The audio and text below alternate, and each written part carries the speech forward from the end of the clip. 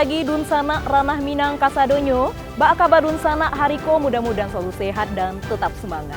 Bersama saya Putri Febrina Marlini, kami hadir kembali dalam Berita Padang. Sejumlah informasi telah kami siapkan untuk Anda. Berikut 3 berita utama hari ini. Pemerintah Kabupaten Pasaman Barat menggelar pengobatan gratis di daerah terpencil. Dua pengedar sabu-sabu di Darmasraya ditangkap polisi. Berpura-pura berbelanja di swalayan kecil, pelaku gasak telepon seluler di meja kasir.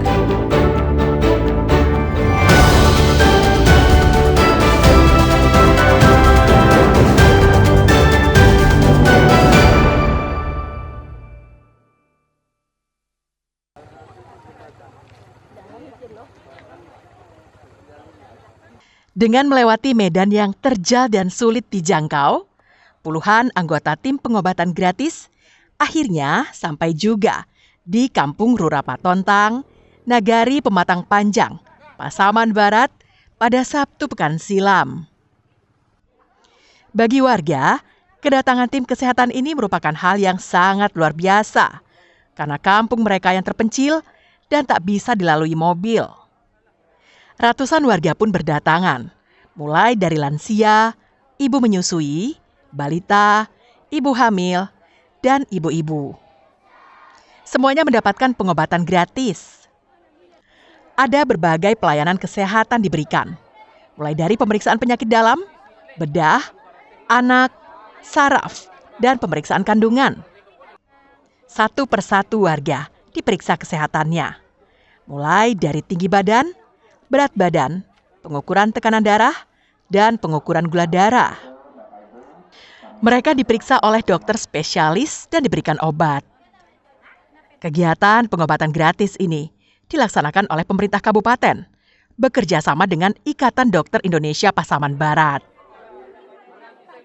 Insya Allah tadi ini berobat gratis, termasuk bukan saja berobat secara umum, tetapi ada untuk spesialis penyakit dalam dan lain-lain, dan usia tinjau tadi cukup untuk masyarakat membantu. Dan hal ini tentunya bukan di sini saja, nanti daerah-daerah yang memang perlu kita kunjungi dan kita berikan berobat gratis. Alhamdulillah di sini kita tengok nampaknya masyarakat sangat antusias karena kita tahu daerahnya sangat terisolir, untuk akses ke dokter spesialis susah. Maka mungkin bisa dikata 90% ya, sampai mungkin lebih ya, masyarakat datang ke sini berbondong-bondong untuk memeriksakan kesehatannya. Lebih dari 100 warga memperoleh pelayanan pengobatan gratis. Selain daerah Rurapatontang, aksi ini juga akan menyasar ke daerah terpencil lainnya di Pasaman Barat. Safatul Ulum melaporkan dari Pasaman Barat.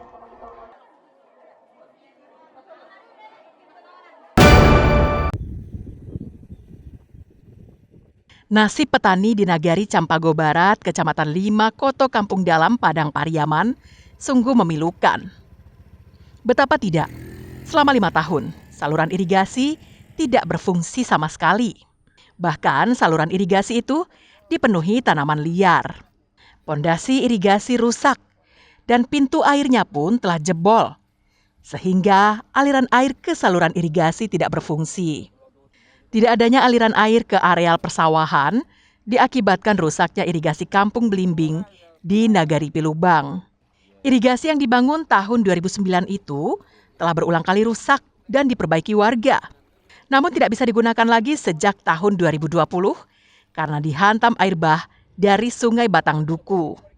Akibatnya, sekitar 250 hektar sawah terpaksa harus menggunakan sistem tanda hujan. Jika musim hujan tiba, petani bisa bercocok tanam dengan lancar. Tapi jika musim kemarau, seperti yang terjadi saat ini, petani menjerit. Sawah mereka kering kerontang, tidak bisa lagi digunakan untuk bercocok tanam. Sebagian petani membiarkan sawahnya telantar. Sebagian lagi memanfaatkannya dengan menanam kelapa sawit dan jagung. Keluarnya ya datangnya musim kemarau ini karena kita ini ada hujan kan. Memang keluhan yang utama itu masalah irigasi.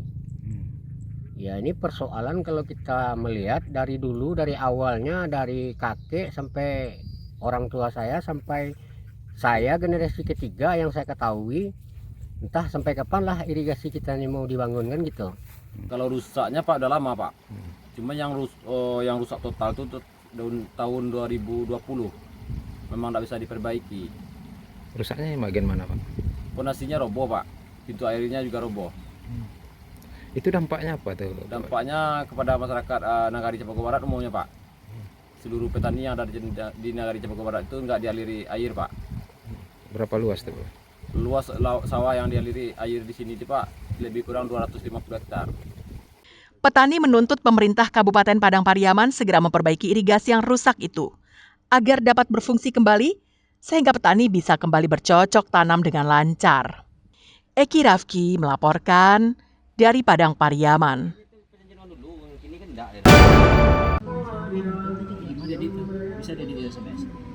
Sebuah kecelakaan tragis terjadi di jalur 2 Jalan Bypass Pariaman pada Minggu sore.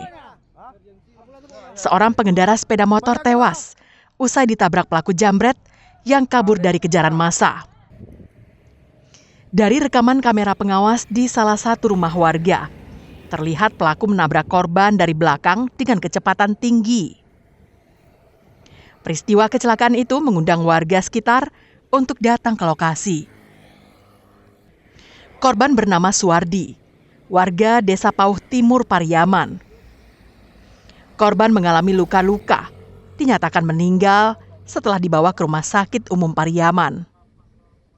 Senin siang, pihak Satlantas Polres Pariaman melakukan olah tempat kejadian perkara mengenai kecelakaan yang menyebabkan meninggalnya korban. Menurut Kanit Gakum Satlantas, kejadian berawal dari pelarian pelaku jambret bernama Reski Wahyudi, seorang residivis warga Perawang Riau. Pelaku datang dari arah Simpang Apar menuju Desa Jati dalam kecepatan tinggi. Di saat yang bersamaan, korban mengambil jalur kanan karena hendak berputar arah. Ternyata si pengendara sepeda motor telah melakukan aksi tindakan pidana jambret. Ya, ada korbannya yang dijambret berupa tas. Kemudian si pelaku ini setelah melakukan kegiatan tersebut lari yang kecepatan tinggi. Kemudian pada saat di TKP di sini di bypass Pariaman ini maka terjadi kecelakaan. Sementara itu pelaku jambret sendiri dirawat di Rumah Sakit Bayangkara Polda Sumbar di Padang dan dinyatakan meninggal dunia pada Senin siang. Eki Rafki melaporkan dari Pariaman.